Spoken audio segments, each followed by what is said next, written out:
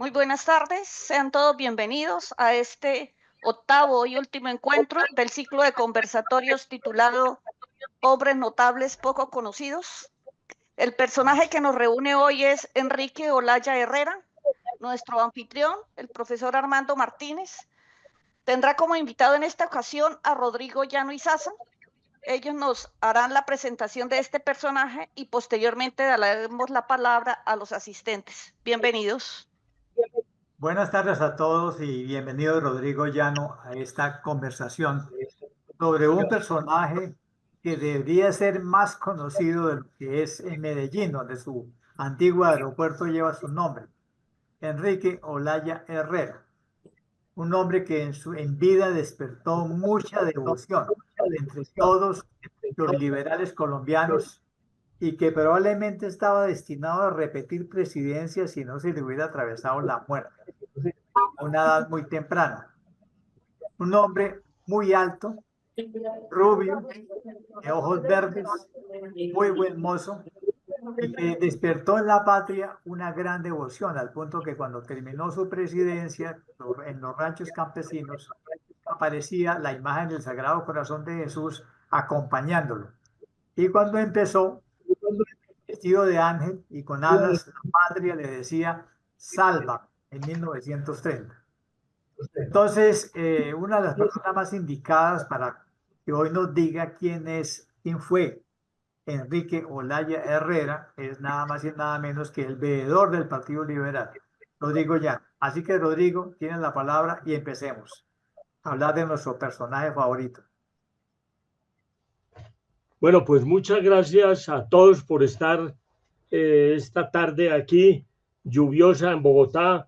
No sé cómo estará en el resto del país. En Medellín estaba feo el día, pero bueno, vamos a ver. Arranquemos, don Diego.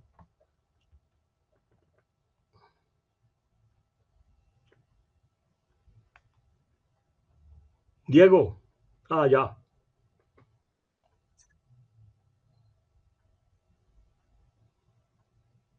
Permítame un segundo.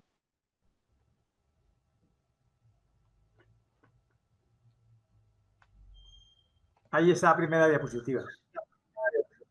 Bueno, ahí está. Enrique Olaya Herrera, el mejor comunicador y orador político de Colombia en el primer tercio del siglo XX. Sigue. 4 hechos mundiales que pesaron en la política colombiana del momento en el cual Olaya tiene su vida política más connotada. El primero, la Revolución Mexicana y su aspecto agrario. 1910, que fue la última revolución que utilizó como medio de transporte el caballo. Segundo, la Revolución Bolchevique de 1917, que trajo el comunismo como sistema de gobierno. Tercero, el movimiento de Córdoba por la autonomía universitaria de 1918, movimiento que fue acogido muy entusiastamente por Germán Arciniegas y lo vinculó a la ideología del Partido Liberal. Y cuarto, las tesis indoamericanas del APRA de Víctor Raúl Aya de la Torre en 1923. Sigue.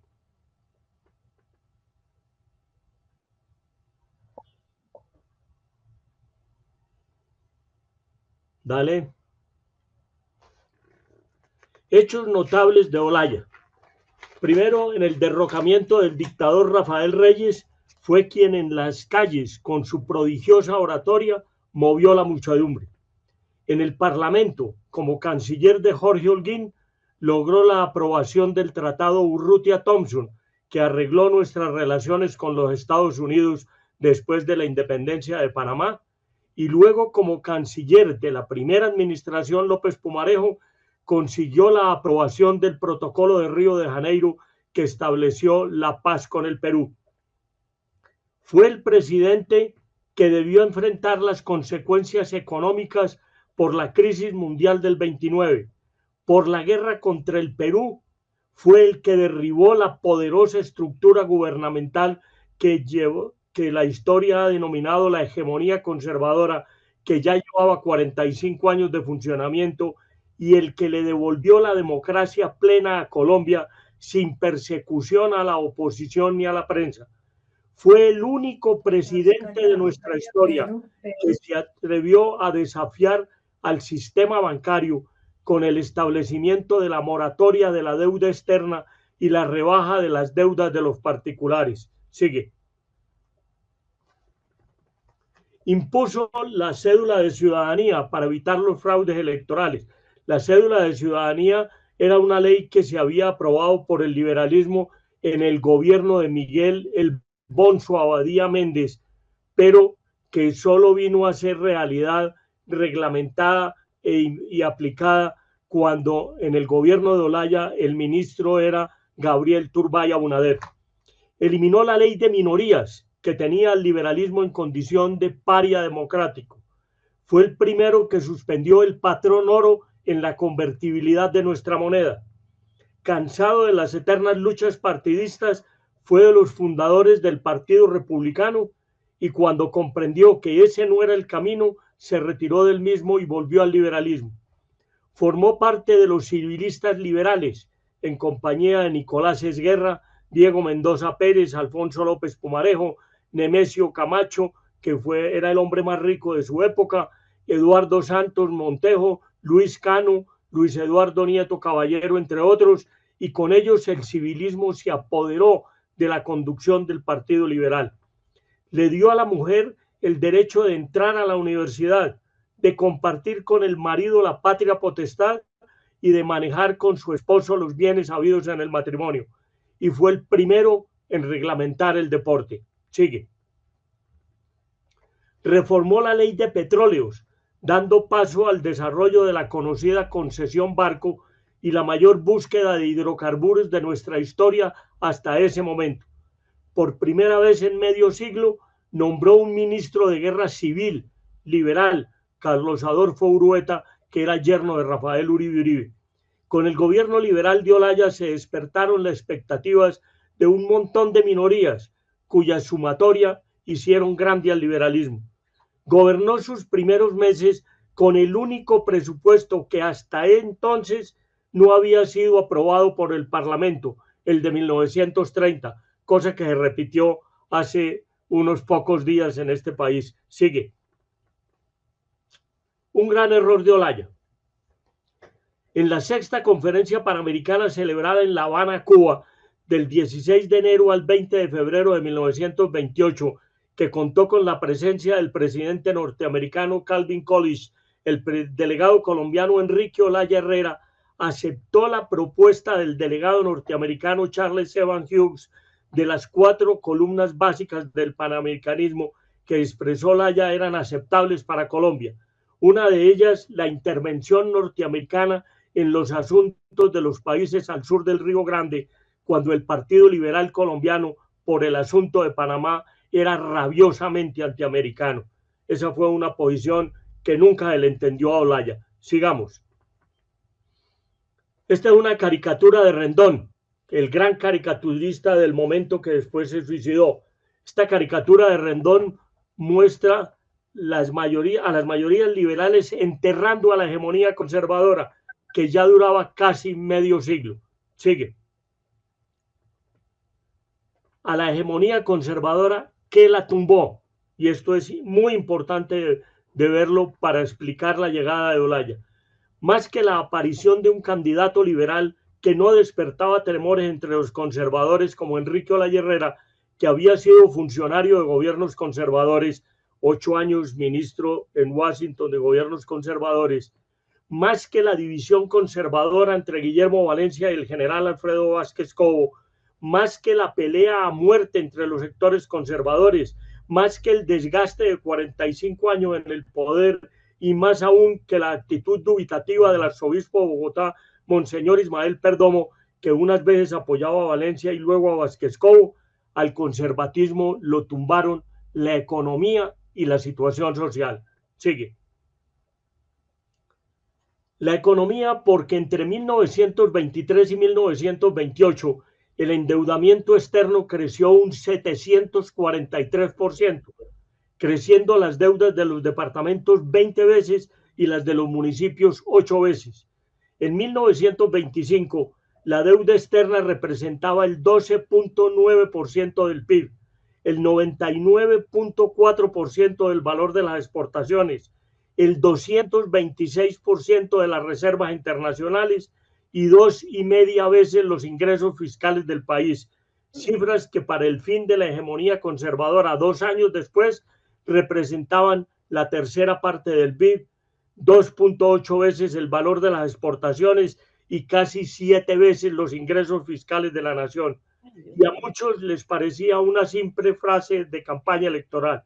Y para rematar, le llegaron el jueves negro, el lunes negro y el martes negro en 1929, lo que se llamó el crack financiero o la gran crisis del capitalismo mundial, la crisis del 29, y la economía entró en una crisis que llevó al índice de valores de la Bolsa de Nueva York a su nivel más bajo en 1932, del cual solo vendría a recuperarse en 1954. Sigue.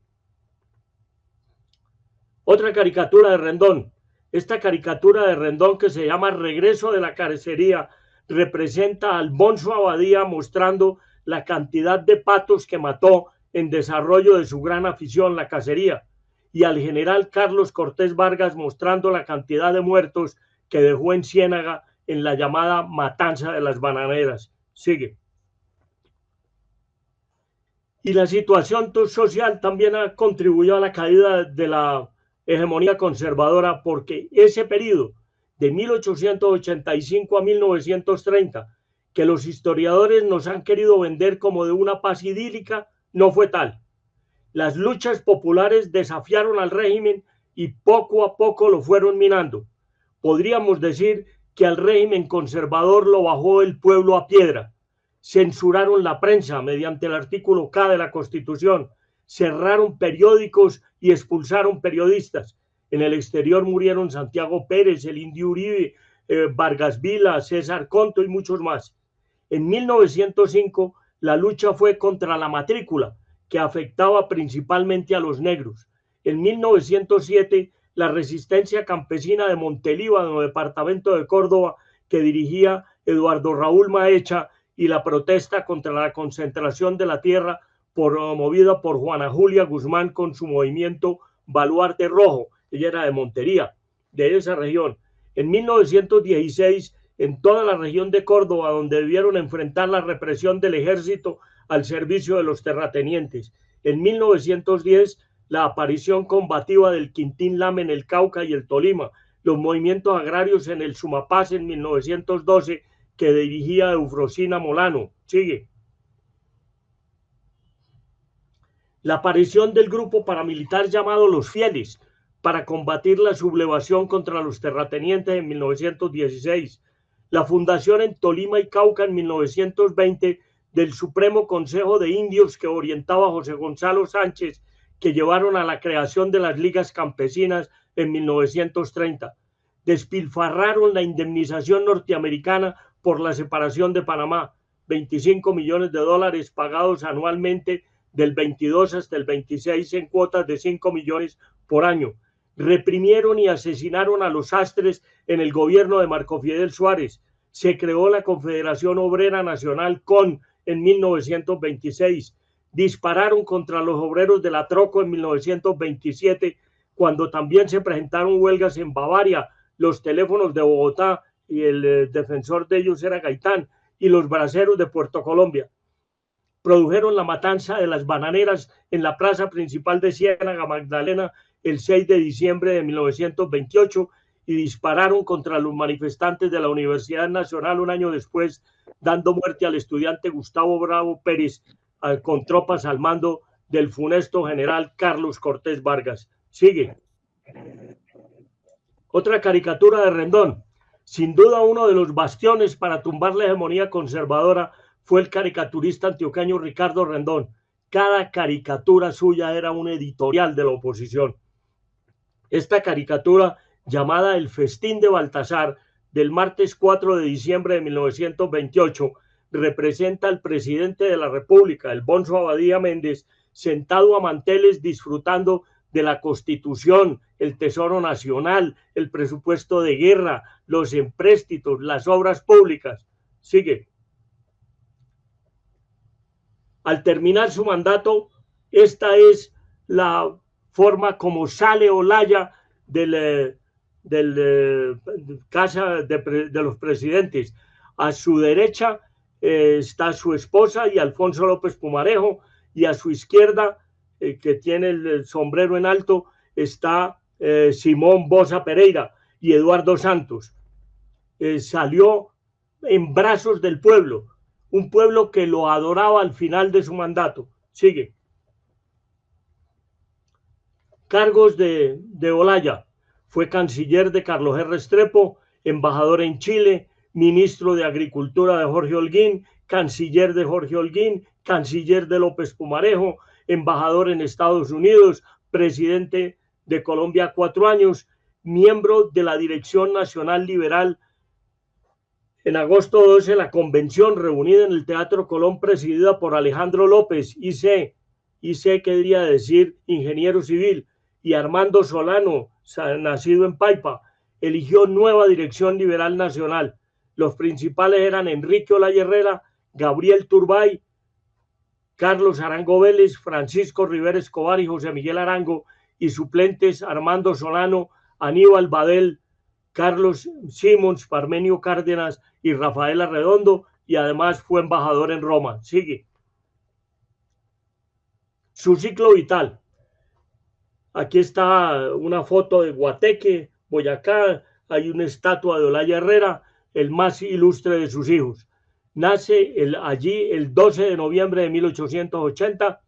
En noviembre 5 del 99 es abanderado en la batalla de Nocaima.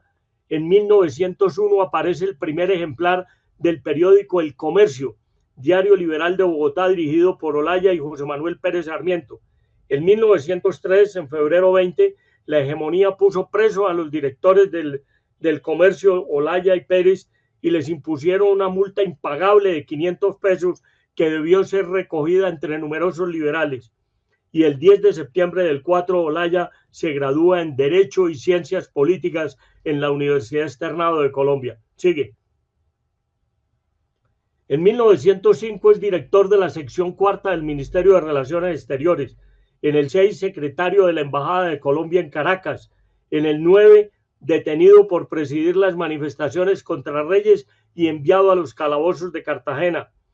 En el 11, embajador en Chile. En el 14, cuando viajaba de Chile a Nueva York en el vapor Van Dyck, este fue hundido por un submarino alemán que recogió a los náufragos y así salvó su vida. En el 16, en diciembre 30, el aventurero santanderiano Humberto Gómez cruza el río Arauca desde Venezuela, se toma la población del mismo nombre y declara la República de Arauca con él de presidente. Sigue.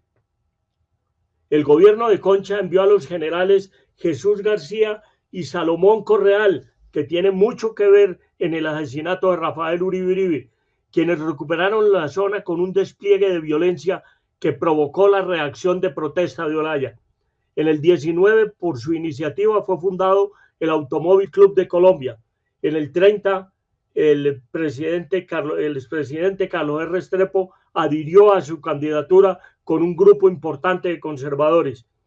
En enero 17 del 30, Olaya llega en barco a Cartagena, proveniente de los Estados Unidos. El comité de recepción llega en lancha hasta el barco y en ella van Alfonso López Pumarejo, Eduardo Santos, Luis Eduardo Nieto Caballero, Gabriel Turbay y otros. Y ahí se inicia la reconquista liberal del poder. De ahí sale para Santa Marta en avión de escata, en tren a Ciénaga y por carretera a Barranquilla. Sigue. Luego, en enero 19, llega a Puerto Berrío e inscribe su candidatura presidencial. Va luego a Bucaramanga en enero 20. En el 22 llega a Medellín y en la Plaza de Cisneros lo acompañan como oradores López Pumarejo, Santos, Carlos R. Restrepo y Gabriel Turbay. El 26 de enero presenta su apoteósica entrada a Bogotá en la manifestación más grande que ha visto la capital en toda su historia. En el 30, en abril 20, Olaya llega a los Estados Unidos como presidente electo de los colombianos. El junio 27, el gran jurado electoral, después de 4 meses, le entrega la credencial hace entrega de la credencial de presidente de Olaya. En el junio 30 del 30 se retira como embajador de Colombia en los Estados Unidos y en mayo 20 del 31 el gobierno de Olaya fija una nueva reforma tributaria que estableció por primera vez en Colombia la tarifa progresiva en los impuestos para que pagaran más los ricos que los pobres. Sigue. En agosto 21 el gobierno pide cambios en el Código Civil para darle autorización a la mujer casada. Luego se inicia la discusión en el Congreso sobre la jornada laboral de 8 horas, otra parte importantísima en la vida de Olaya.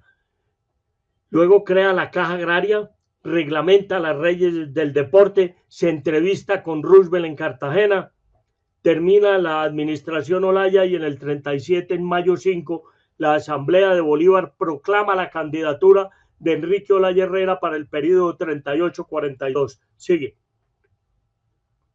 Periódicos fundados por Olaya. El Patriota, un manuscrito en su colegio. Tenía 11 años de edad y don Fidel Cano lo nombró corresponsal del Espectador en Boyacá. El Comercio, noviembre 1 de 1901. Su equipo inicial eran los miembros de la Gruta Simbólica. Por sus editoriales estuvo preso y ahí es cuando lo multan con 500 pesos.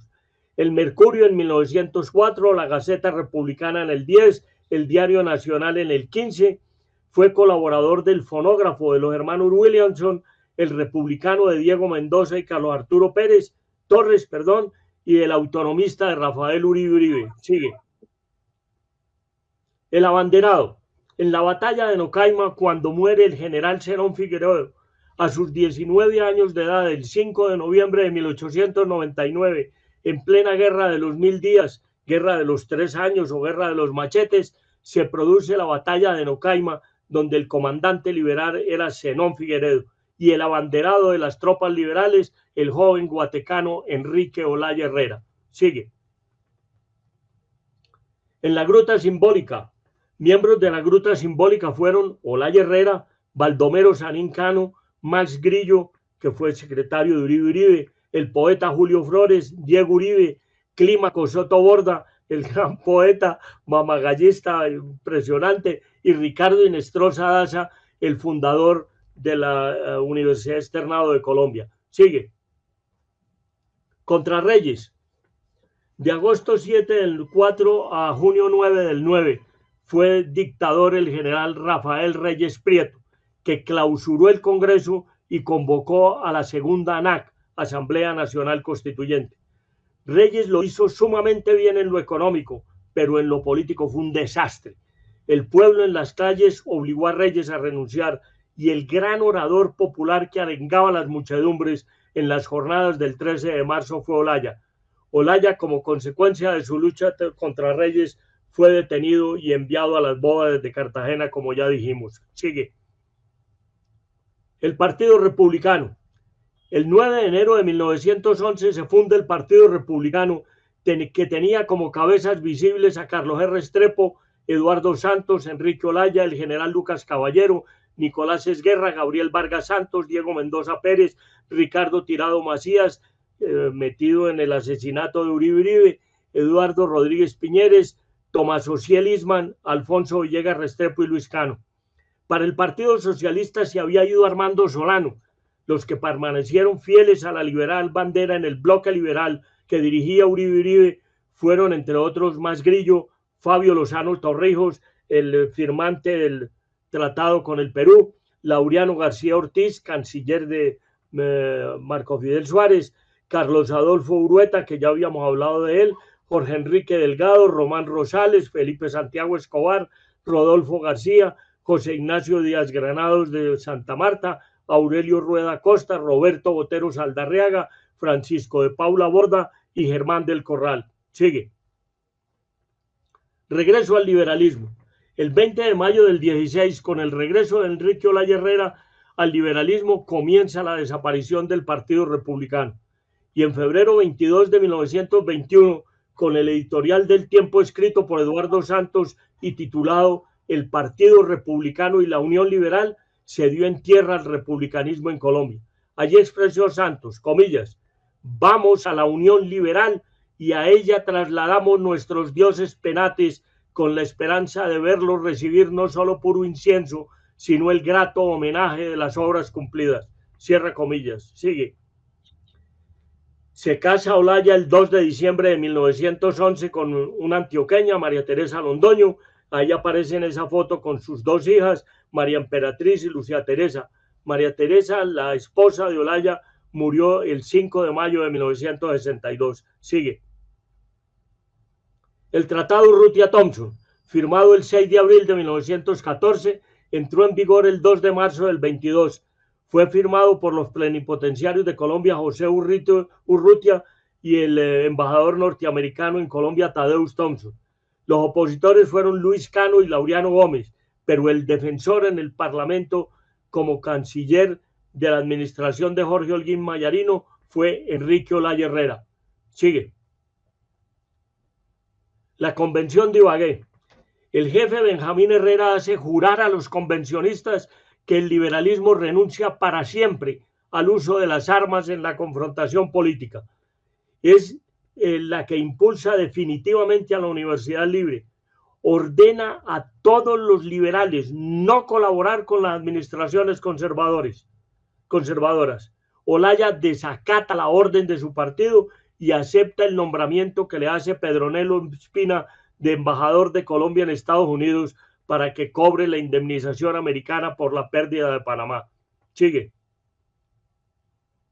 El telegrama famoso, que es el telegrama en el cual un grupo de liberales le ofrece la candidatura presidencial a Olaya Herrera, dice: República necesita imperiosamente partido liberal fuerte, unido, que salve países del gobierno o desde organizada oposición constructiva.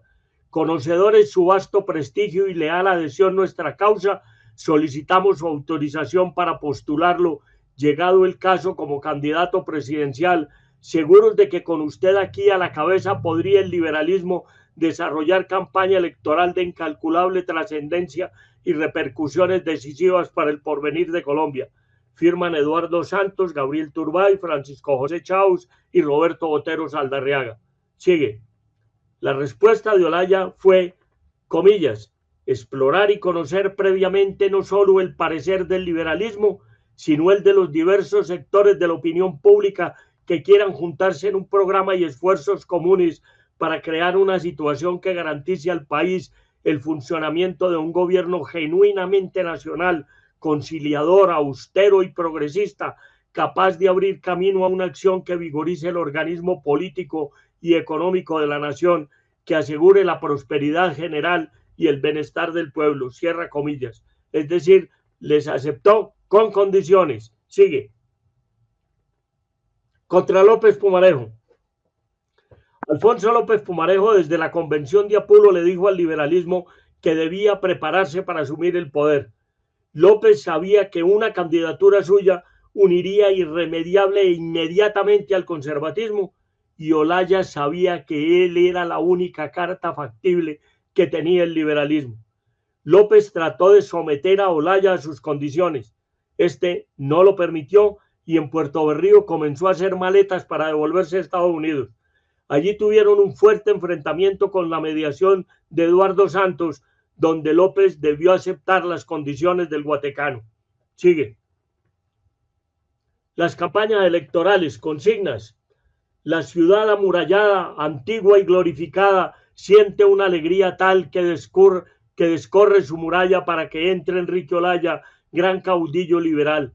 La multitud se alboroza y tiende palmas vibrantes por donde pasa la airosa figura del visitante. Bien justa es la admiración, la alegría y el contento ante el tribuno portento que hoy aclama a la nación. O sea, eran las consignas de la campaña de Olaya. Sigue. Y muchas frases. Ni la poesía ni el militarismo nos salvarán, para echarle vainas al poeta Guillermo Valencia y al general Vázquez Cobo. Si quieres pan y trabajo, seguida Olaya. Qué linda es la poesía cuando no se tiene hambre. Ser olayista es ser patriota. De promesas no se vive. El hambre es conservador. El desempleo es conservador. Todas estas consignas que se repartieron por todo el país. Sigue. chirrincheros y curas machos. La llegada al poder del Mono Olaya no dio inicio de inmediato a la Segunda República Liberal, porque todos los puestos públicos estaban en poder de los conservadores. El Congreso, las asambleas, los consejos municipales, la Corte Suprema, el Consejo de Estado, en general toda la burocracia. Ahora había que contar con el liberalismo. Es lo que da lugar a la aparición de los curas machos y de los chirrincheros, que son la causa remota de la violencia en Colombia. Fueron los que produjeron muchos hechos de violencia durante la administración de Olaya Herrera. Los curas machos eran sacerdotes fanáticos que le ordenaban a sus feligreses que no le entregaran los puestos públicos a los liberales porque los consideraban comunistas y la encarnación del diablo. Y los chirrincheros eran los guardas de la aduana interior armados que controlaban principalmente el comercio de licor de unos departamentos a otros. Sigue. Caricatura de Rendón. Esta caricatura de Rendón muestra dos situaciones. A mano izquierda, el estado deplorable de la administración Abadía en abril de 1930, y a mano derecha el péndulo en que oscilaba el arzobispo Ismael Perdomo entre las candidaturas de Vázquez Cobo y Valencia, lo que llevó al pueblo conservador a llamar al prelado Monseñor Perdimos, porque a esa actitud atribuyeron los conservadores la caída de la hegemonía. Sigue. Monseñor Perdimos, Ismael Perdomo. Hay una placa en Gigante Huila. Aquí nació Monseñor Ismael Perdomo. Yo generalmente cuando voy a ese pueblo me bajo del andén, me paso al andén del frente para poder seguir la calle. Hay una campaña para llevar a los altares al entonces arzobispo de Bogotá, Monseñor Ismael Perdomo, y se necesitan 2 milagros. Ya encontraron uno. Increíblemente, el mayor milagro de Perdomo fue haber tumbado la hegemonía conservadora que llevaba 45 años en el poder por su manera dubitativa como repartía apoyos unas veces con Valencia y otras con Vázquez Cobo, lo que llevó al desconcierto a las masas conservadoras. Creo que con solo este milagro le da para que lo canonicen. Sigamos. Alianza con los conservadores. Carlos R. Restrepo, antioqueño conservador republicano, adhirió a la campaña de Olaya en contra de los dos conservadores que aspiraban a la presidencia, y se puede decir que fue el fiel de la balanza para inclinar el resultado en favor de Olaya. Otro gran aliado de Olaya fue el antioqueño santuariano Román Gómez, fiero enemigo de Laureano Gómez. Restrepo había sido el fundador del Partido Republicano y presidente de Colombia cuando lo sucedió en el poder José Vicente Concha. Olaya fue su canciller y juntos le hicieron frente a la invasión peruana cuando el conflicto de la Pedrera en 1911, que terminó con el convenio Olaya-Tesanos. Olaya por Enrique Olaya y Tesanos por el Perú. Sigue. La primera campaña que en Colombia utilizó la radio fue la de Olaya. La campaña de Olaya duró 40 días, la de menor duración entre todas las campañas presidenciales en la historia de Colombia. Y fue la primera vez que los colombianos escucharon por las ondas de la radio los discursos de campaña con las posiciones de cada uno de los aspirantes de los 3 aspirantes a la presidencia. Sigue. En 1930, febrero 9, Olaya es consagrado presidente de los colombianos con 369.360 votos. Valencia obtuvo 240.000 y Vázquez Cobo 213.000. Aquí está una figura de Olaya, un cartel de la campaña. Hagamos de Colombia un pueblo grande. Enrique Olaya Herrera. Sigue. El presidente electo visita los Estados Unidos. Olaya, a la llegada a Nueva York como presidente electo, abril 20 a julio 2, obsérvese la estatura de nuestro presidente en relación a sus anfitriones norteamericanos. Olaya medía 1,93 y calzaba 45. Era mono, de ojos verdes y sin embargo era de Guateque en Boyacá. Visitó varias ciudades donde fue objeto de numerosas atenciones como Washington, Nueva York y Chicago. Visitó a West Point y recibió la visita del aviador Charles Lindbergh. En esa ocasión su esposa, la esposa de Olaya, no lo pudo acompañar porque estaba hospitalizada.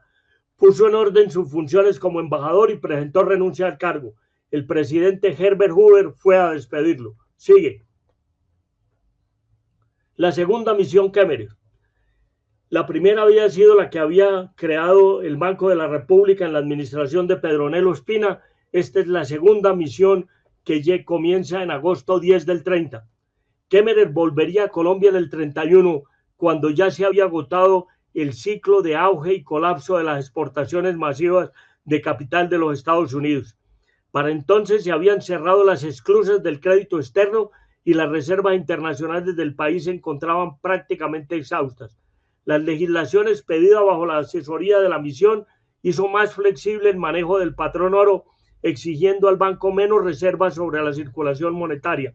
Se actualizaron leyes financieras y fiscales expedidas con motivos de la primera misión en el 23 y se adoptó una nueva legislación petrolera. En conjunto, la nueva misión intentaba respaldar la aspiración colombiana de mantener el acceso al financiamiento externo en medio de un contexto internacional desfavorable. Tales esfuerzos resultaron infructuosos. Sigue. Los efectos devastadores de la crisis internacional sumieron la economía en la depresión y la sometieron a una deflación sin precedentes. Se pusieron en práctica políticas reflacionistas para remontar aquellas circunstancias extremas. Se trató de medidas extraordinarias y transitorias en los frentes monetario, crediticio y cambiario. Curiosamente, uno de los grandes perjudicados con la crisis del 29 fue el profesor Edwin Kemmerer, director en el 29 del Fondo de Inversiones American Funders Group, cuya acción pasó de $75 en ese año a 75 centavos de dólar 4 o 5 años después. Sigue. Propuestas de la misión que se convirtieron en leyes de la República: la de establecimientos bancarios, reservas de oro y encaje bancario, reforma de la ley orgánica del Banco de la República, código de aduanas, administración y recaudo de rentas, reformas al impuesto sobre la renta, reformas a la ley orgánica del presupuesto y gravamen de la exportación de banano. Sigue. Fueron ministros de la administración Olaya Alfonso Araujo Gaviria, Francisco Cardona, Esteban Jaramillo, Fabio Lozano Torrijos, Jesús María Marulanda Botero, Agustín Morales Olaya, Sinforoso Campo, Francisco de Paula Pérez Tamayo. Sigue. Alberto Pumarejo, Carlos R. Restrepo, Raimundo Rivas, Tulio Enrique Tascón, el capitán Carlos Uribe Gaviria, Germán Uribe Hoyos y Carlos Adolfo Urueta. Sigue. La ley de minorías fue consagrada en el acto legislativo número 8 de 1905 y fue regulada por la ley por medio de la cual las corporaciones públicas tendrían en su composición una participación de 2/3 partes conservadoras y apenas una 1/3 parte liberal, que debió de ser aceptada por el liberalismo para no desaparecer del espectro político después de la derrota de la guerra del machete de los 3 años o de los 1000 días. La ley de minorías tiene su fin el 20 de julio de 1931 con el proyecto de ley sobre modificación de elecciones que consagra el cociente electoral, que es el que le da a las minorías la posibilidad de participar y tener representación en los cuerpos colegiados. Proyecto presentado por el representante a la Cámara por el Distrito Electoral de Cúcuta, Guillermo Peñaranda Arenas, hijo de Guillermo Peñaranda Lowles, cucuteño, y de Eugenia Arenas Mutis, bumanguesa, casado con Sofía Dolores Ruán Armas, padres de Guillermo Gabriel Alfonso y Jorge, muerto en Cúcuta, consejero de Estado del 36 al 45. La democracia colombiana le debe a Guillermo Peñaranda Arenas un reconocimiento gigante por poner fin a la ley de minorías y permitir el libre juego democrático. Como afirmó entonces el Partido Liberal, a los conservadores tenemos que ahogarlos en democracia. Y de 1930 a 1980, durante 50 años, el liberalismo nunca perdió una elección. Sigue. La cédula de ciudadanía.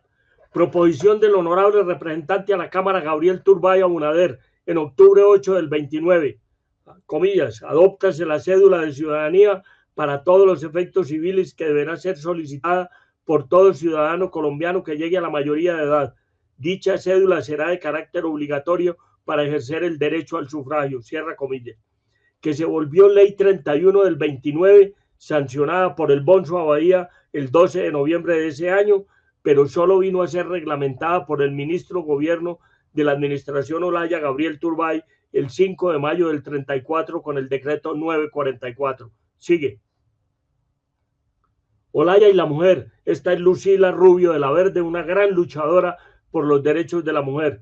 Olaya Herrera le reconoció a las mujeres el derecho a la educación superior y a la independencia económica, permitiéndole a las mujeres casadas administrar libremente sus bienes. En el ámbito civil, la ley 28 del 32 había reconocido a la mujer casada la libre administración y disposición de sus bienes y había abolido la potestad marital, de manera que el hombre dejó de ser su representante legal. Sigue. La moratoria nacional. En los 2 años, del 30 al 31, el PIB per cápita en Colombia se redujo casi un 4%. Primera y única vez que se ha tomado esta medida en Colombia. En agosto 3 del 31, la administración Olaya interviene y apoya al departamento de Antioquia para que no declare la moratoria de pagos en su deuda exterior. Pero el 31 de marzo del 33, un viernes, el gobierno de Olaya Herrera declaró la moratoria nacional.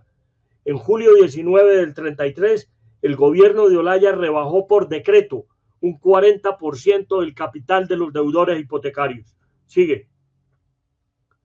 La guerra contra el Perú. El Perú estaba en una campaña nacionalista, comillas, acogiéndose al principio bismarquiano del rebus siga a tantibus, muy popular en los países que habían sufrido recortes territoriales, además de una campaña armamentista y basada en el nacionalismo belicoso, cierra comillas, cuya política exterior se basa en la imposición de las oligarquías imperantes, lo que explica los conflictos de este país con sus vecinos que han sufrido sus ataques armados, Colombia, Chile, Bolivia, Ecuador, con el único, y eso por su tamaño, con el cual no se han metido, es con Brasil. Sigue. En agosto 1 del 32, civiles peruanos atacan Tarapacá y ocupan a Leticia en la tercera guerra colombo-peruana que siempre les hemos ganado. La toma de Leticia la hicieron elementos peruanos encabezados por el ingeniero Óscar Ordóñez y el alférez Juan de la Rosa. Este tenía una pelea con el intendente colombiano de la Amazonas, Alfredo Villamil Fajardo, por una mujer pilar llamada La Pila. Esta se decidió por el peruano, pero el colombiano pasó al territorio peruano, la secuestró y llevó nuevamente a Leticia. En el ardor patriotero en todos los consulados de Colombia en el mundo se recogieron fondos para enfrentar la guerra, y como ya se daba por hecho que el ejército colombiano avasallaría al peruano, el conservador Augusto Ramírez Moreno pidió que lo nombraran alcalde de Lima. Cuando el lío de la Pedrera en el 11, el canciller colombiano era Olaya y ahora el presidente de Colombia era Enrique Olaya. Sigue. La donación de las alhajas. Esto es lo que más se menciona de la guerra con el Perú. Colombia no estaba preparada para la guerra con el Perú y estaba padeciendo las secuelas de la gran crisis del 29, donde muchísimos colombianos perdieron todos sus bienes. El gobierno Olaya acudió a los ciudadanos para que le entregaran a un fondo sus argollas de matrimonio y con ese oro armar a las fuerzas militares que debían enfrentar la guerra. Dale.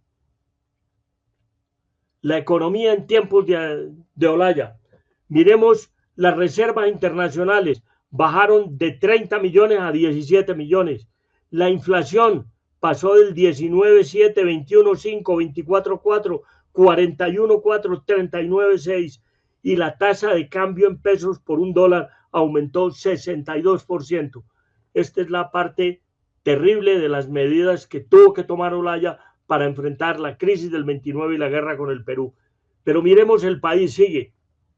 Miremos cómo era Colombia en la época de Olaya. Al comienzo de su administración tenía 7.900.000 habitantes, devuélvete, y al 38 ya tenía 8.700.000. El analfabetismo era del 41%. Los hombres medían 1,64 y las mujeres 1,52. La esperanza de vida al nacer era 40 años, hoy es 78. La constitución vigente era la del 86 con las reformas del 5 y del 10. La cobertura en electricidad era del 14% y de acueducto el 11%. Y el número de líneas telefónicas en todo el país apenas llegaba a 47.300.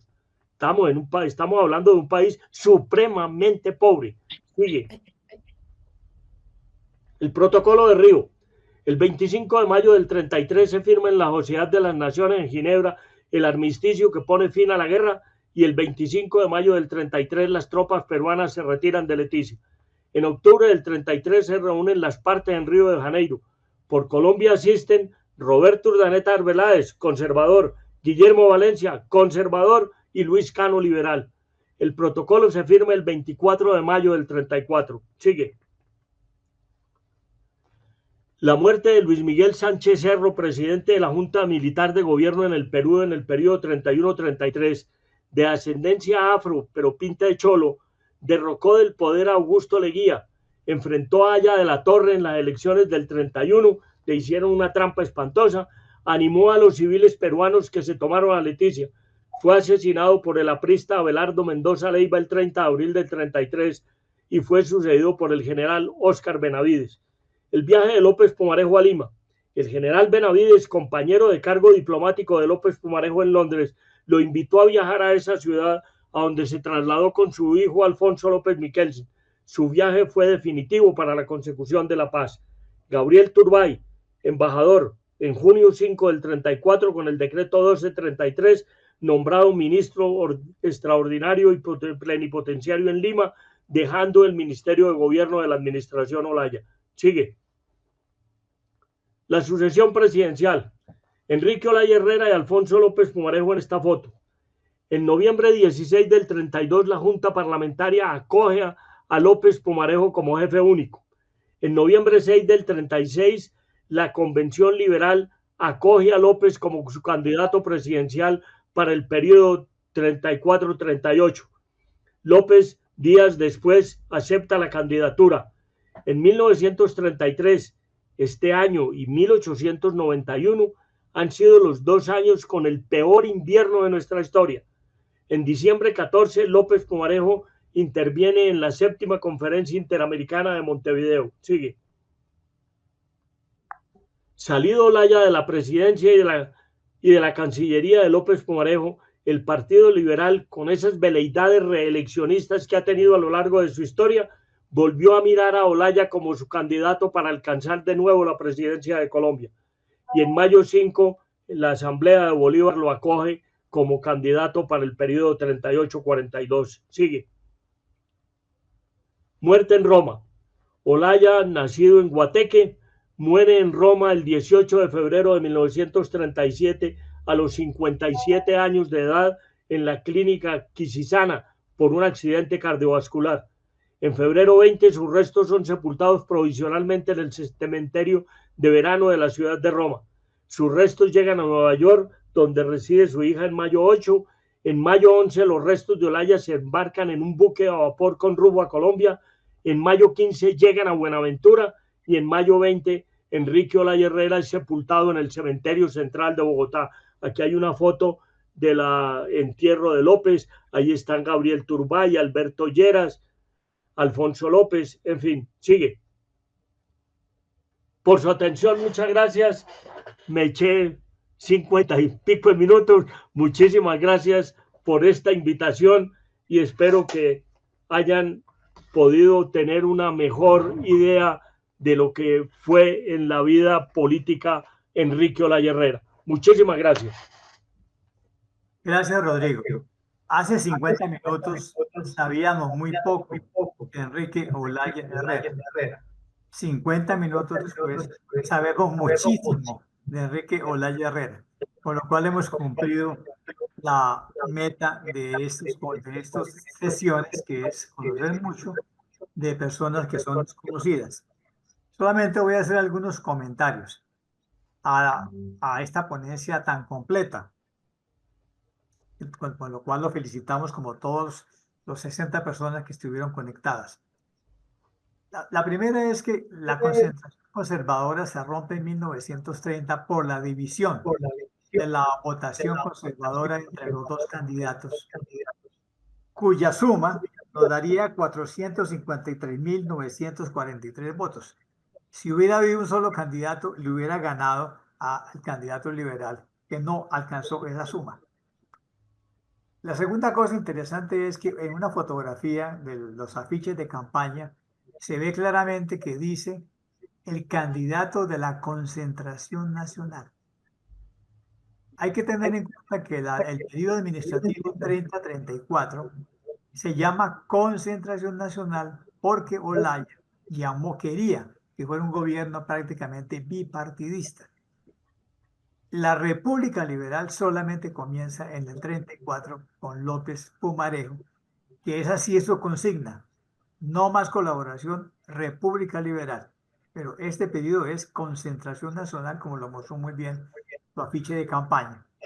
Y más o menos él hubiera sido presidente del 38 al 42 si la muerte no lo alcanza en Roma, con lo cual le dio la presidencia a Eduardo Santos Montejo.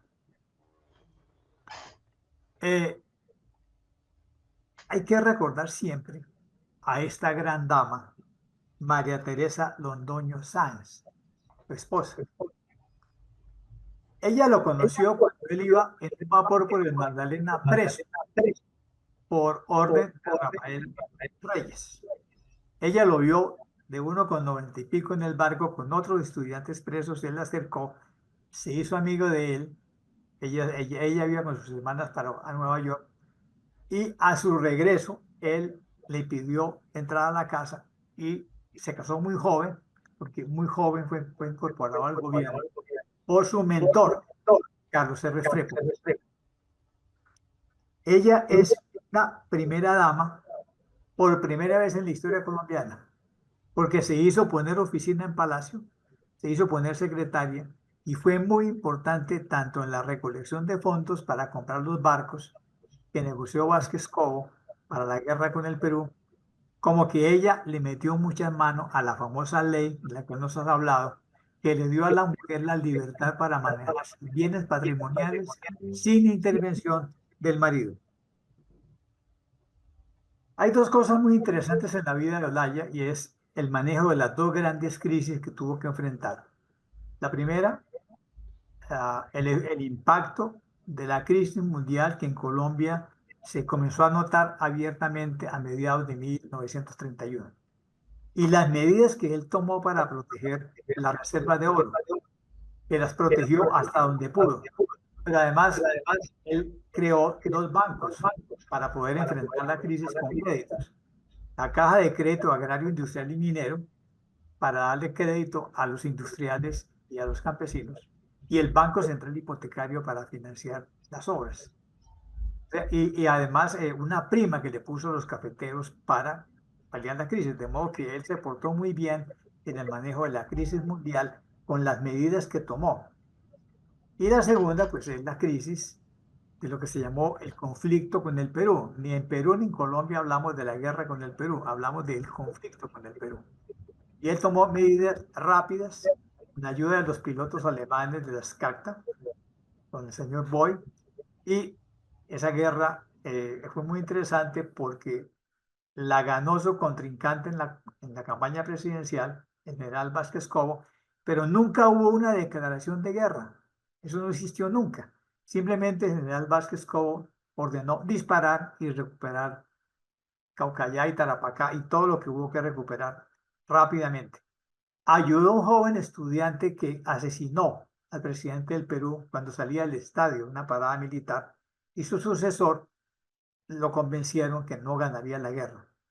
De modo que ese incidente tan malo para el Perú y tan costoso para Colombia desembocó en el protocolo de Río de Janeiro, que fue la parte positiva, porque con ese protocolo Perú y Colombia se comprometieron a nunca usar la fuerza en sus conflictos. Y hay una cosa muy interesante que es la manera como todos los caudillos liberales del momento manejaron el asunto de la cédula. Porque inicialmente el proyecto que había llevado al Congreso en 1924, Alejandro Galvis, era el de una cédula electoral. O sea, un papel únicamente para evitar el fraude electoral, con foto. Parecido al que usaban las señoras con el carnet de identificación postal, que venía bilingüe francés-español y que usaron para votar en el plebiscito del 57. La propuesta original de Galvis Galvez es la cédula electoral. Y Enrique Olaya Herrera también defendió la propuesta de la cédula electoral. Pero aquí sucedió una cosa muy interesante y es que Gabriel Turbay modificó la propuesta y la volteó al decir, no señor, hagamos una cédula de identificación ciudadana que sirva para propósitos electorales. Y la mano de Gabriel Turbay fue la que le dio vuelta al proyecto y terminamos con cédula de ciudadanía, originalmente en papel, con fotografía, pero luego Ospina Pérez se encargaría de traer una misión canadiense que dijo, ese documento es chimbo porque lo falsifican, por lo tanto hay que pasar a la cédula laminada, con una identificación mucho más especializada y es la cédula que hoy en día tenemos. Una de las cosas que le quedan a uno claros con la exposición tan larga y tan amena y tan completa de Rodrigo es la devoción que las masas colombianas tuvieron por este personaje. Las fotografías de las concentraciones en la plaza de Medellín son impresionantes. Hasta en los tejados estaba la gente, según una fotografía que ha sido publicada por EAFIT. Las concentraciones de Bogotá. No, para nadie había duda que él repetiría presidencia en el 38-42. Y todas los afiches que circulaban en los ranchos campesinos, inicialmente era él vestido de ángel y con alas, mientras la patria con el gorro frigio le abre las manos y le decía sálvame. Pero en el 34, lo que había en los ranchos campesinos era su imagen junto a el Sagrado Corazón de Jesús. Fue un hombre muy valorado por el presidente de los Estados Unidos, Franklin Delano Roosevelt, del cual fue muy amigo, y un hombre que representa la devoción de las masas por un presidente de la República, por la manera como caminaba, como hablaba, por sus ademanes majestuosos. Gracias a Rodrigo, hoy tenemos una imagen mucho más completa de la que teníamos de Enrique Olaya Herrera y le agradezco por este aporte del día de hoy, con lo cual le doy la palabra a Alba. Muchas gracias a nuestro anfitrión y a Rodrigo Llano por su brillante exposición, y a partir de este momento, quienes tengan alguna inquietud o deseen hacer algún aporte, pueden levantar su mano en el chat y yo les daré la palabra.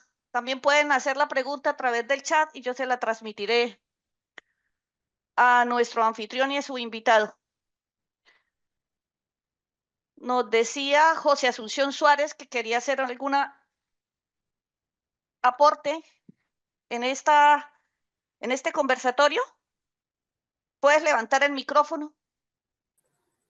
Sí, muy buenas tardes, ¿no? Excelente presentación de Rodrigo con una pues mirada a uno de los grandes personajes del Partido Liberal y antes republicano, Olaya Herrera. Yo les quería mostrar una fotografía de un homenaje que le hicieron a Enrique Olaya Herrera el 31 de mayo de 1930, en cabeza de 3 primos. Aquí está, en el Hotel Biltmore de Nueva York, cuando Olaya Herrera es nombrado presidente de la República. Entonces mi padre, en esa época, estaba en Nueva York junto con 2 primos, Roberto Coronado Suárez y Alberto Suárez Borrero, y mi padre Roberto Suárez Díaz Granados, organizaron un homenaje en el hotel con la colonia colombiana en ese momento. Aquí tenemos una panorámica, no sé si alcancen a observar algo ahí. Es una recepción bastante copiosa que se le hizo a Enrique Olaya Herrera en esa fecha.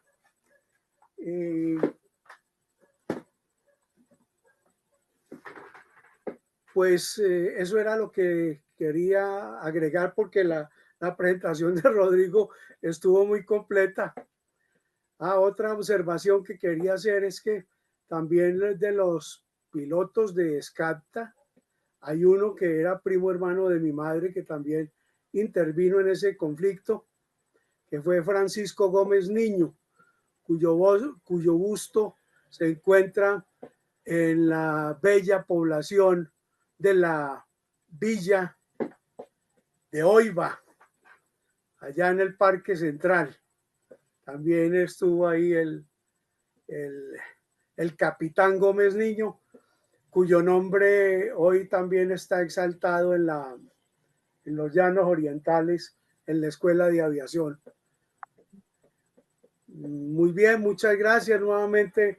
Un abrazo y una felicitación a Rodrigo y encantado de haber estado en esta charla tan completa. Gracias.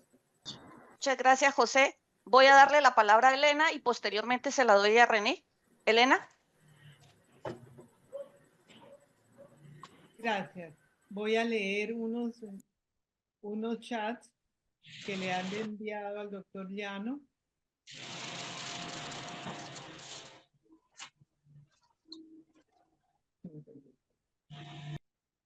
Buenas tardes. María Torres Brieva de la Academia de Historia del Sinú, el San Jorge y las Sabanas. Excelente ponencia. Saludos al doctor Llano y para todos los asistentes. También el señor Pedro Tunjacá de la Academia de Historia Huilense, que está presente. El señor René Vanegas desde el estado de Utah, Estados Unidos. Saludo especial a Rodrigo Llano, Academia Bolivariana de América del Norte. Los saludan Luis Ernesto Henao y Álvaro Gardner de la Academia Caldense de Historia. Jorge Hernán Velázquez Restrepo, extraordinaria presentación. Álvaro Claro, estupenda charla, felicitaciones, doctor Rodrigo Llano. José Asunción Suárez, bueno, ya, excelente charla. René Vanegas, excelente conferencia. No sabía mucho del presidente Olaya, mi abuelo paterno fue mayor del ejército en esa época y participó en la guerra del Perú. Esos son más o menos, Albita, los que le puedo leer en estos momentos. Muchas gracias, Elena. René, ¿tienes la palabra? Levanta el micrófono. Sí, muy buenas tardes. Me llamo René Venegas desde aquí el estado de Utah, Estados Unidos de América, en el oeste americano. Soy el director de la Academia Bolivariana de América del Norte y desde luego el doctor Rodrigo Llano también participa en un chat como miembro activo de nuestra academia. Tengo una pregunta con relación al tema del doctor Llano. Pues yo nací en Bogotá, mi abuelo participó en el conflicto del Perú, siendo oficial del ejército, y me comentaban mis familiares que había un conflicto, digamos, de intereses del presidente Enrique Olaya Herrera y el general Vázquez Cobo. Mi pregunta sería que si el general Vázquez Cobo, había dicho que él podía llegar hasta la misma Lima y poder ganarle territorio al Perú, pero el presidente Olaya Herrera se opuso porque veía que esto tenía un fin desde luego político, porque el general Vázquez Cobo pretendía también ser candidato a la presidencia. Entonces mi pregunta es esa, ¿sí existía algún conflicto entre ellos dos? Muchas gracias. Pues yo no creo, porque Olaya nombró al general Vázquez Cobo como comandante de los barcos que subieron por el Amazonas y le dieron material a los peruanos en las batallas que hubo en ese momento. De manera que el general Vázquez Cobo estaba bajo las órdenes directas de Olaya y no se vio que después él tuviera una pretensión de candidatura después de la fallida contra el mismo Olaya 2 años antes. De manera que yo no conozco que haya habido ningún problema entre los dos. Sí que Vázquez Cobo quería ir hasta Lima y por eso el Leopardo dijo, y me nombran a mí alcalde de Lima. Él ya se sentía actuando como candidato como alcalde de Lima, pero no, eso no podía pasar de ahí. Colombia quería era recuperar Leticia y establecer la paz en el sur del país, y le tocó inventarse el ejército, inventarse la marina, inventarse la aviación, hacer carreteras para el sur y enfrentar todas las circunstancias económicas que un conflicto de ese tamaño implicaba. De acuerdo con Rodrigo.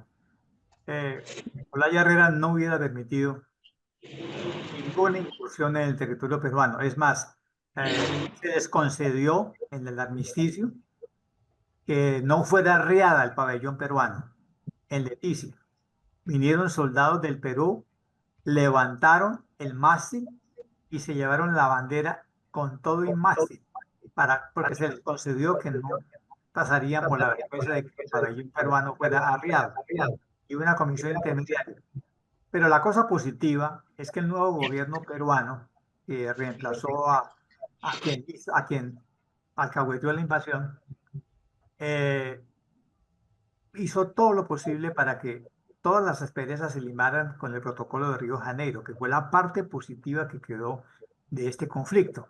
A partir del protocolo de Río de Janeiro, estos dos países siempre hacen las cosas por las buenas. Y fíjate, Armando, que el que vino a curar todos los enfrentamientos entre Perú y Colombia fue Gabriel Turbay, cuando lo nombraron embajador allá, y él se encargó de limar todas las asperezas entre los dos gobiernos. Gabriel era un mago. Así es, un diplomático de carrera. Muchas gracias. Álvaro, tienes la palabra. Levanta el micrófono, por favor. Hola, muy buenas tardes, doctor Rodrigo. Felicitaciones y muchas gracias por Álvaro, déjeme lo interrumpo.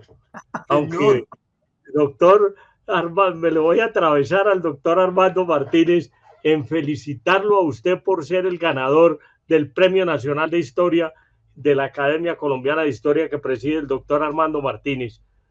Fue excelente su trabajo, tiene muy buenos comentarios de los pares académicos internacionales. Y de nuevo, un gran abrazo, felicitaciones. Sigue con tu comentario. Y Rodrigo va a tener que pagar el premio. Muchas gracias. Sí, ha sido muy efusivo Rodrigo, y la verdad es que fue el que alborotó el cotarro en la Academia Caldense de Historia. Entonces, muchas gracias, Rodrigo. Hay dos cosas. La primera, que Olaya Herrera tuvo muchas vacilaciones para aceptar la candidatura. De hecho, en 2 ocasiones dijo que sí y luego amenazó con retirar su candidatura. Pero cuando empezó a encontrar adhesiones de los conservadores, pues pasaban cosas graciosas, como por ejemplo el comentario de un dirigente liberal de la época que decía, al ver las adhesiones conservadores, esos godos son tan pícaros que son capaces de robárselos el candidato, ¿cierto? Pero a la vez los sectores más recalcitrantes del Partido Conservador estuvieron hablando de que si Olaya ganaba la guerra, las elecciones, ellos se irían a una guerra. ¿Qué tan reales eran las posibilidades de que los conservadores declararan una guerra de haber ganado Olaya Herrera? No, ninguna. Ninguna. Ya no estaban en ese periodo. Ya los liberales habían renunciado al uso de las armas y los conservadores no estaban en condiciones de enfrentar una guerra cuando teniendo el poder. Pero fíjese y verá que fue el origen de la violencia, de lo que hablábamos de los chirrincheros y de los curas machos. Y hay que darle crédito al presidente Miguel Abadía Méndez. Inmediatamente que se conocieron los resultados electorales, él salió a decir que entregaría el poder con una transición absolutamente pacífica. Es decir, mientras estuviera Abadía Méndez de presidente, no iba a permitir que esto se fuera por donde no era. Gracias. Muchas gracias. ¿Alguien más desea hacer alguna pregunta? Profesor Llano, esas reformas sociales que hizo el presidente Olaya, háblenos un poco más, sobre todo las que estaban relacionadas con los sectores obreros y campesinos. Los sectores obreros se venían moviendo desde el Partido Socialista con Maecha, con María Cano, con el marido de María Cano, que se me está escapando el nombre en este momento. Ignacio Torres Giraldo. Torres Giraldo, que fue un bárbaro y que trató pésimo a María Cano, tanto que la desapareció de la política, y María terminó su vida en pleno Frente Nacional, pues ya completamente arrumada.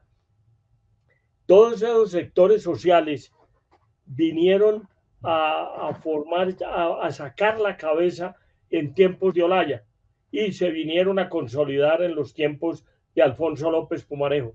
Mire, las grandes reformas de la Revolución en Marcha están originadas en el gobierno de Olaya.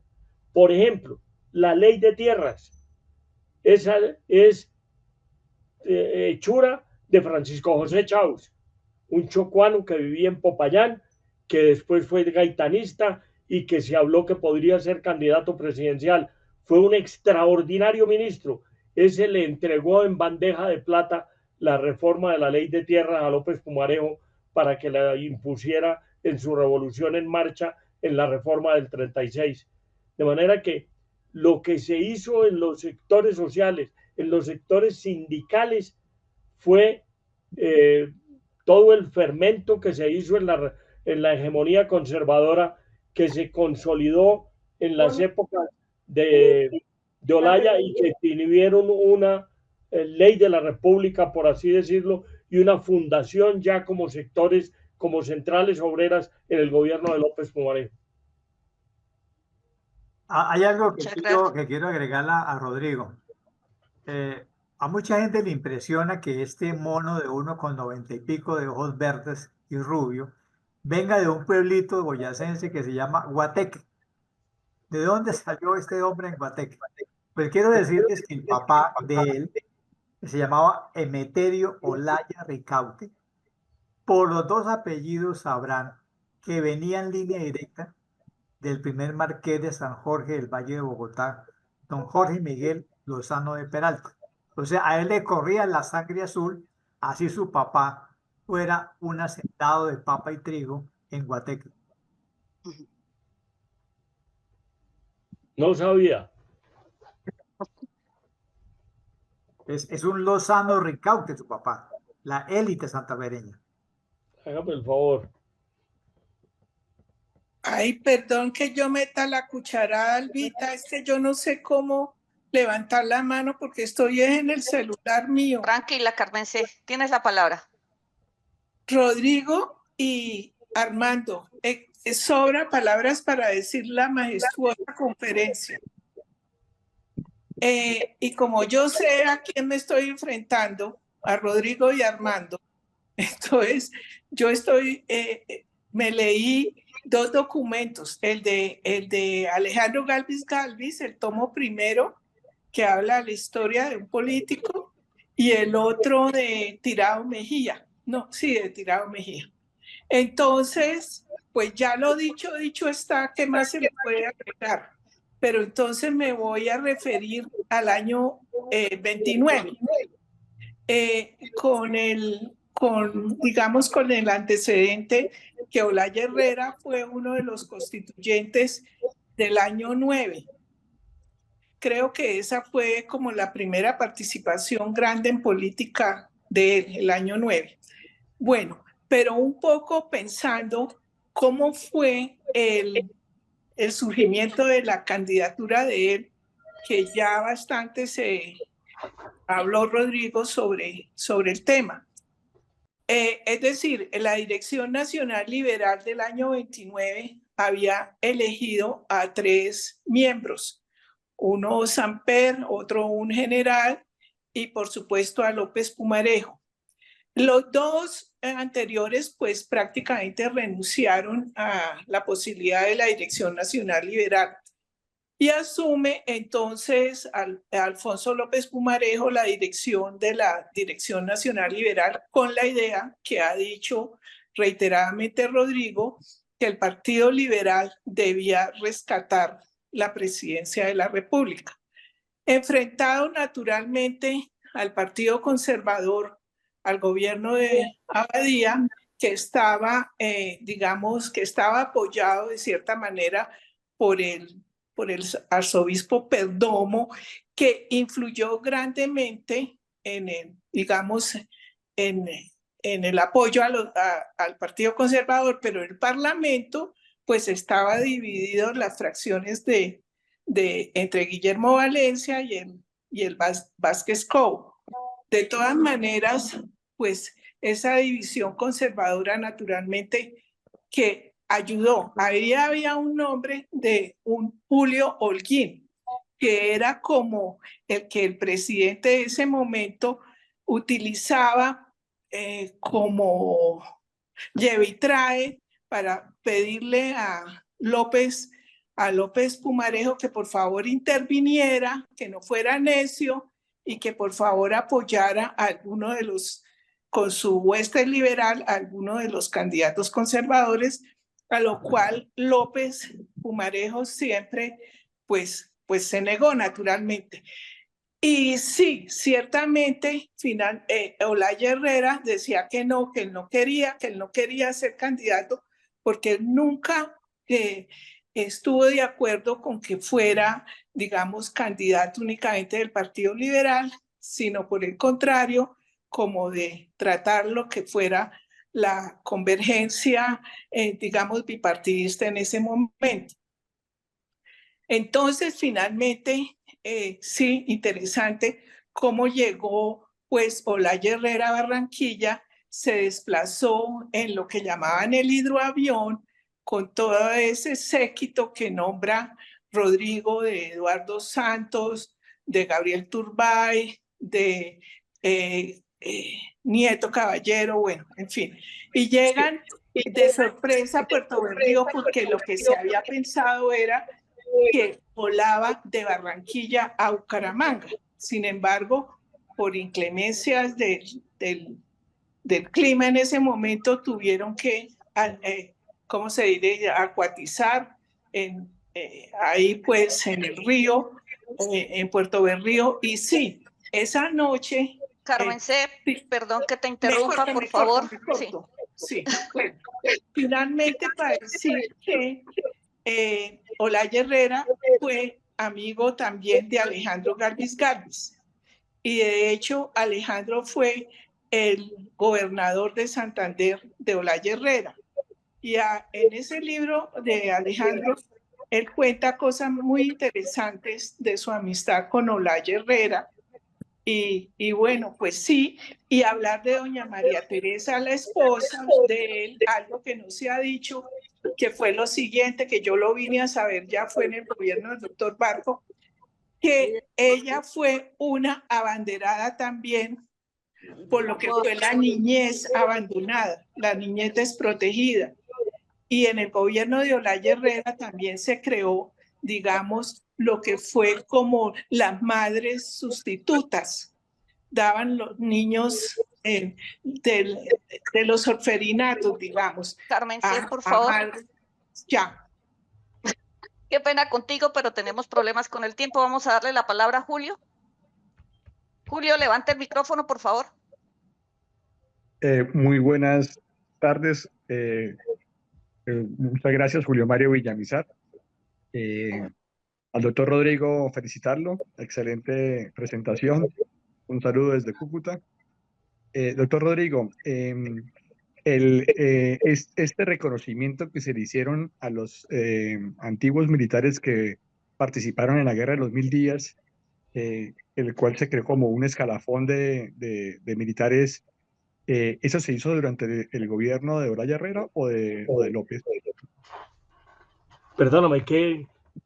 Los reconocimientos que se le hicieron a los militares que participaron en la Guerra de los 1000 días, una vez llega el gobierno liberal, se crea un escalafón de antiguos militares, pero yo no sé si eso se hizo fue durante el gobierno de Olaya Herrera o posterior.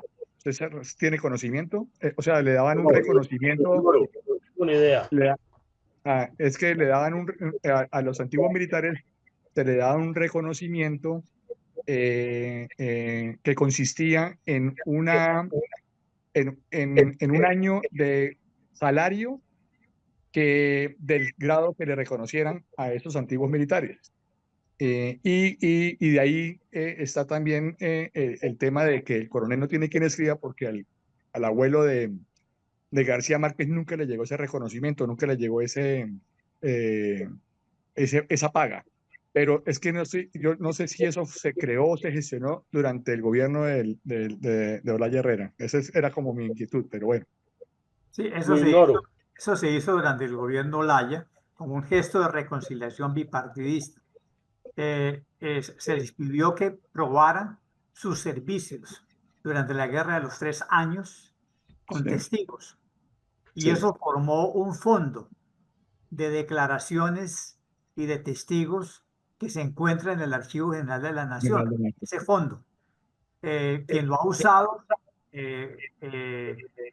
para sus trabajos históricos fue Ernest Tovar Pinzón, en un librito que publicó que se llama algo así como Memorias del Soldado Pablo, que es un ascendiente de él. Ese fondo está en el AGN y se hizo para darles una recompensa económica. Sí, señor. Bueno, sí, señor. Bueno, muchas gracias, doctor Armando. Muchas gracias. Muchas gracias. Había visto que Simón Zamboni había levantado la mano. Bueno, no logro que levante el micrófono. Mientras tanto, voy a preguntarle al profesor. Sí, a ver. Listo. Sigue, Simón. Muchas gracias, Luis. Muy interesante, de verdad que este conversatorio por esta aula virtual.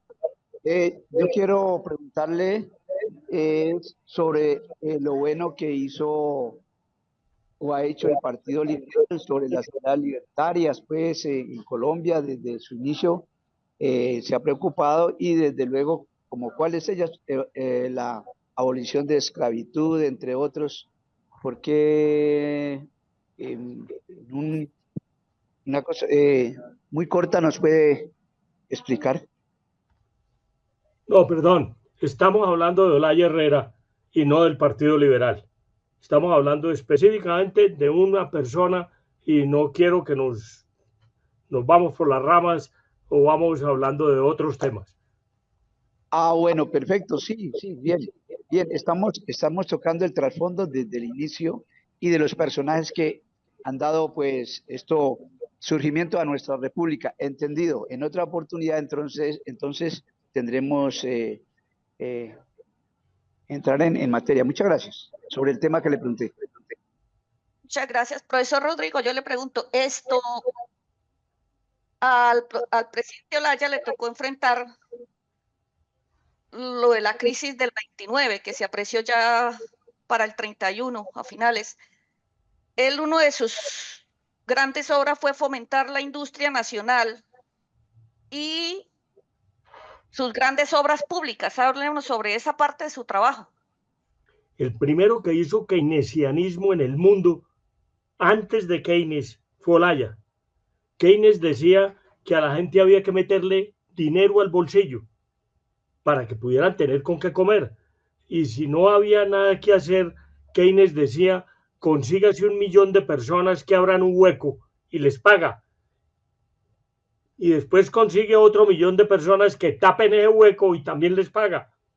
Eso hizo Olaya en su presidencia por decreto, rebajándole las deudas hipotecarias a los colombianos, porque estaban todos, pues ustedes hablan con sus abuelos, les contarán o sus bisabuelos, lo que de la tragedia que fue la crisis del 29, donde muchísima gente perdió sus casas, sus fincas, sus negocios, y no había liquidez. Por eso el Mono Olaya le tocó manejar la economía, en donde emitir a veces no es tan grave, porque no es malo cuando se emite para sacar a la población de los problemas, y otra cosa es emitir para simplemente aumentar el gasto público y crecer la inflación. Vimos que la tasa de cambio le aumentó un 62%. Eso era una bestialidad en esa época, pero fue el motivo por el cual la economía se fue ajustando con un personaje conservador muy importante que fue don Esteban Jaramillo, y que después, al llegar López Pumarejo a la presidencia, dijo: voy a demostrarle a Colombia que se puede gobernar sin Esteban Jaramillo, que ya había sido ministro de varios presidentes, pero esa administración de Olaya, que se dejaba aconsejar porque él no conocía muy bien los temas de la economía, pero él ponía la parte política para hacer que las leyes se cumplieran y sacar el país adelante, y lo sacó adelante.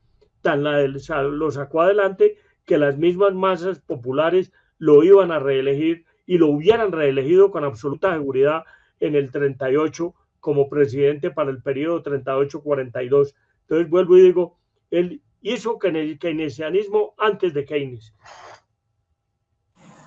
Muchas gracias. ¿Alguien más desea hacer algún aporte? Bueno, como no tenemos más preguntas, entonces vamos a dar por terminado este encuentro.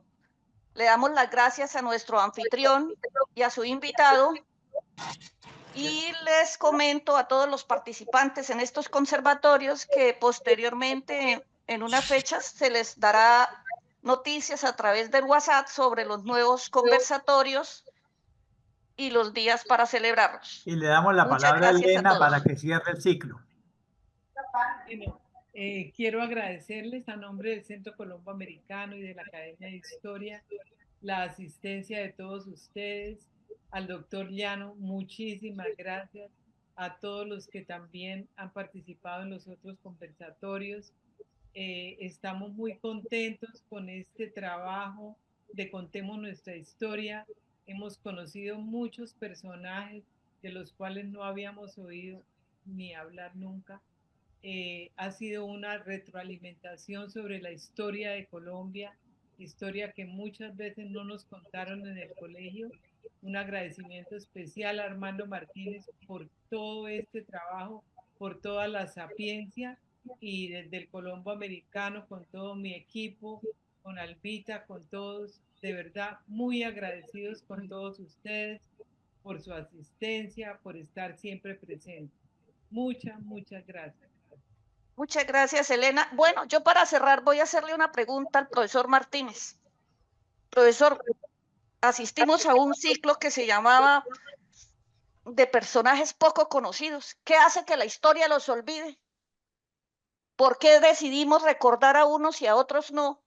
Que también prácticamente tienen igual validez, igual valor que aquellos que recordamos todos los días o que nos enseñaron todos los días. Las decisiones políticas. Es decir, hay personajes que por política se mandan al olvido, y hay personajes que por política se ponen en el primer plano. La memoria siempre es una memoria politizada. Por eso tiene que existir la historia, porque la historia es la que busca fuentes sobre todas aquellas personas que fueron determinantes en cada momento histórico. Esa es la diferencia entre la memoria, que es sesgada, incompleta, politizada, ideologizada, y la historia, que tiene que ir a buscar fuentes. Esos personajes que hemos escogido en este ciclo son personajes que, como hemos visto en cada episodio, son muy importantes y fueron muy importantes en su momento, y fueron injustamente enviados al olvido. Pero gracias a los historiadores que hemos invitado, hoy en día conocemos mucho de ellos. Ahora sí, muchas gracias. Hasta pronto para todos, y los esperamos en un próximo ciclo de conversatorios. Muchas gracias. Gracias, Rodrigo. Gracias a todos. Chao, muchas gracias. Felicidades. Buenas tardes para todos. Gracias a todos. Muchas gracias. Muchas gracias.